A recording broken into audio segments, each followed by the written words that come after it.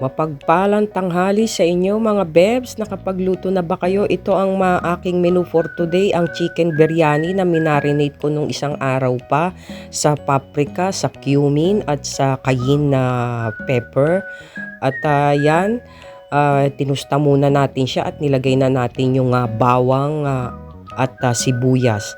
So yan, binraw na natin siya, tinusta na. At ilalagay ko lang yung kanyang marinated na sauce na may olive oil yan.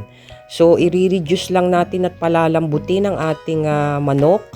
And then yan na ang ating biryani rice. At nilagyan ko rin siya ng pechay para maging colorful at festive. Para all in one. May gulay na rin siya. So takpan na muna natin at paigahin pa natin ng konti at i-reduce ang sabaw. At yan, medyo wilted na ang ating gulay. Kung naaamoy nyo lang yung naaamoy ko mga bebs, para kayong nasa Indian restaurant.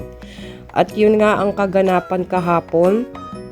At ayan, nakakainin ko na muna yung pasalubong ng aking Junakis na kasi nag-day off kahapon at nakipagkita sa tropa niya sa Greenbelt Makati at may pasalubong sa akin. Ang sabi ko ay wag magpaumaga, ay wag magpagabi, pero siya ay nagpaumaga naman. Ang galing. Kaya naman, ayan daw ang consolation prize ko at yung kanyang binili sa akin na bird papa, yung cream puff. Alam na alam niya ang paborito ko. At biruin mo ba naman kahapon 2:00 ng madaling araw ay nandyan sila sa Robinson Dasma at wala nang masakyan silang dalawa ng kaibigan niya. Diyos ko.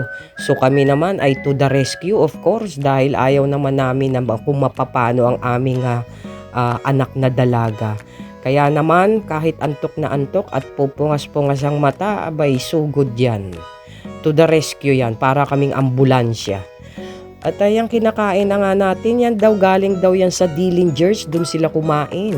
So Dillinger style din ang pagiging ang pagkain diyan, parang fork and knife ang ating gagamitin. Para na rin ako nakakain dun at masarap siya ha. Masarap siya, puro siya herbs and spices, roast pork na liempo. So yan ang niya. And shout out pala dyan kanina yung hinatid naman namin yung anak ko. No, kasi dahil magtatrabaho siya at medyo parang malilate na siya. So to the rescue na naman kami para ihatid siya. At may nakita naman ako na mataan ako dyan sa sidewalk. Ay nakahiga yung lalaki at parang kala mo pitos na kuyukot. Kawawa naman, sobrang nilalamig. At wala man lang nag-a-approach doon. Dapat yung mga kinauukulan at yung mga kalapit na barangay dyan o yung mga tricycle driver dyan na maagang nakatambay dyan sa kanilang pwesto ay dapat naman ipinagbigay alam nyo sa inyong kapitan. Naku, kung ako ang kapitana dyan, baka pinatulog ko yan sa barangay hall at pinagkapi ko pa yan. Kaya lang, napansin ko, yung lalaki ay nahimasbasan yata, umupo, at pakapakapa sa kanyang likuran, sa kanyang pantalon, mukha yatang nanakawan, hinahanap ang cellphone. Ay sana naman ay mukhang nakuha ang kanyang cellphone, o sana naman kaya ay hindi. O baka doon sa pinuntahan niya, doon pa lang ay nawalan na siya. Ay kawawa naman. Pagka ganyan, maging alerto kayo at maging gamitin nyo na yung inyong kabutihang loob na itinatago nyo dyan. Dahil sa maliit na bagay ay makakatulong kayo dun sa tao na yon. Sana naman ay taga rito yun o mas mahirap kung dayo. At baka mamaya ay pangit pa ang pagtingin niya ng mga taga rito. Sus Mariano Garapon.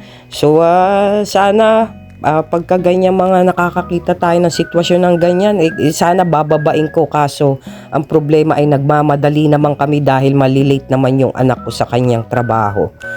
So yun lang mga bebs, at lagi tayong maging mapagmasid at lagi tayong kung may maitutulong ay may maitutulong dyan sa mga taong ganyan. So yun lang. Bye-bye, good vibes mga bebs.